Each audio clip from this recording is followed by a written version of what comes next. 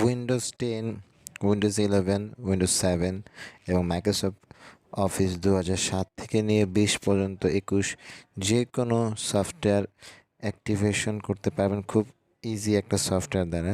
সফটওয়্যারটির নাম হচ্ছে কেমস্পিকো। আমি দেখিয়ে দিচ্ছি। আপনারা যাবেন হলো ফার্স্টে গুগল ক্রোম, দেন এই যে কেমস্পিকো, যেহেতু আমার আগেই সার্চ করা ছিল তারপর আমি আপনাদের সুবিধাতে আবার দেখাচ্ছি। www.kmspico অ্যাক্টিভেটর সার্চ করে এখানে যাবেন।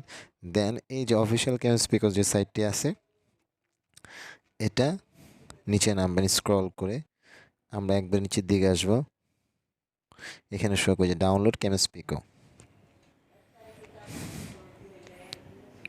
ঠিক আছে, এই যে ডাউনলোড কেমস্পিকো, এটা ডাউনলোড করে নিলেই সফটওয়্যারটি ইনস্টল করলেই হয়ে যাবে।